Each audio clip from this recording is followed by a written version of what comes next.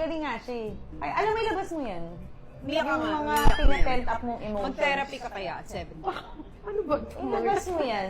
Mag-therapy ka at 70. Kaya na-realize namin, kaya mainitin ang ulo mo nun. Kasi wala kang kinakausap. Ano wala kinakausap? Kanino mo nilalabas? Kinakausap ko si Lord. Oh, yan, ganyan ang ate. Kanino mo nilalabas ang problem mo? Ay, Lord. Sa daddy mo. Ang daddy ang ano mo. Kami lang dalawa ng daddy mo nag-uusap. Sinong best friend mo? Daddy na yun. Daddy mo. Daddy na. Same. Ang daddy mo magandang kausap Oo sa naman. ano. Ano nga kami, bestie. nagko-compliment talaga kami. Pag medyo galit na galit ako, siya naman cool na cool. So, na-advise niya ako ng mas maganda kaysa dun sa iniisip. Medyo aggressive ako, ang daddy mo. Ano. Saka pag mga dramatic, ayaw mo yung mga ganung moments. Dapat di ko makausap mami, pero na-realize ko, ang mami ko is also a girl, a person trying to figure out life. Diba? Nakita ko yun sa TikTok eh, diba? Yung parang, Ay, ikaw naman, TikTok ka naman.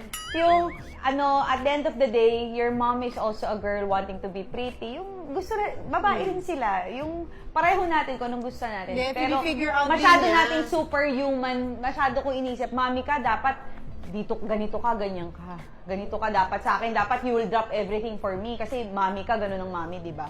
Pero nakakalimutan natin na tao rin ang mga mami. Pero pinifigure out Oo, din niya meron paano din siyang maging gusto. nanay, paano i-balance Meron yung din siyang, career, tila naiiyak na. para i-balance ang career. Meron din siya. So, paano mo na-balance yung career, family life? Never mo atang mababalance Hindi ko alam, sabay-sabay nga yun. Ikaw kaya, as a mom, ano ka kaya ni Wala, Sevi? walang nanay na nakabalance. Hindi, gusto ko malaman, ano pa, kailan lumalapit sa'yo si Sevi? Ako lumalapit kay Sevi. No, alam mo ba sinabi ni Sevi, at pinaka-disciplinarian daw, akala ko si Paul, ikaw daw. Sinabi ko siya. Lagi ka raw galit sa kanya. Hindi naman lagi Oh, galit. my mama always, ang dami mo raw instruction. Hindi galit, instruction. Ang dami mo raw Sinabi ni instructions. Sevi yun? Oo. Because I live by the train up a child in the way he should go so that when he is old, so bata pa lang, parang He will not nire-release ko na depart siya. from Ito ang buhay, ito. Parang ginawa ng daddy mo sa'yo. Oo, kasi hindi Parang ko makalimutan brainwashing. yun eh. Hindi ko Brainwashing. brainwash mo na lang siya, pero hindi yung mga salita Baka si ko. Paul yung maging best friend mo. Sana No, maging best friend mo si yung Paul. binibrainwash ko sa kanya is not my words, but yung mga words na nabasa ko sa Bible, kung ano yung in-apply sa akin ng daddy. Kasi naalala ko yun, eh, pag gusto ko magrebelde, gusto kong gumawa ng masama, laging may conscience na maano sa utak ko na, yung Bible verse. yung parang tatawid ka na dun sa other side, pero lagi, May nagpo-pull back Oo, sa'yo. lagi may ganun. So sabi ko, May ang laking garter. tulong nung Nagbabasa ginaganon ka ko. ng Bible. Hindi, tsaka inaano ka talaga ng, ito, fear of the Lord, tsaka yung may mga consequences ang gagawin. So, siguro kung wala akong ganun, ang dami ko pang mga pagkakamaling, may mga pagkakamali ako nagawa, pero maraming mga pagkakamali na na-avoid dahil dun sa parenting style ng daddy, na brainwashing. Kung Diba paano sa life. Naalala ko pag naglalunch yata tayo noon or dinner. Sabi nito, kaya ako ayokong magagalit kayo, baka i-curse nyo kami. Di ba binanggit mo yun? Kaya baka isumpahan nyo kami, ba't naman namin kasi susumpa? Sinabi kasi ng daddy Oo yun. nga, pero ibig ko sabihin, Ang dami minsan parang pa-brainwash na rin yung ginawa sa amin eh.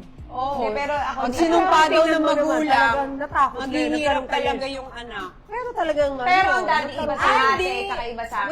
Wait. Yung yung obey your parents in the Lord. so that you can live longer and Oh, you have a long life. successful life. Eh sabi ng daddy, di ba pangarap mo mag-artista? Kapag ikaw sinuway mo magulang mo, hindi mo matutupad pangarap. Oo nga. Honor your parents so that you will live longer and be successful. Kaya nga.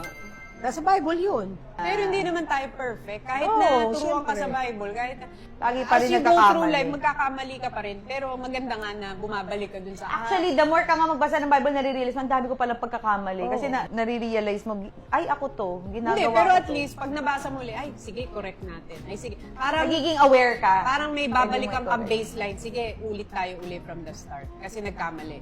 Meron kang starting point. Magsimula ulit tayo dito. Yun So, ang- anong pinakamahirap bilang isang ina? To balance or to be, Lahat.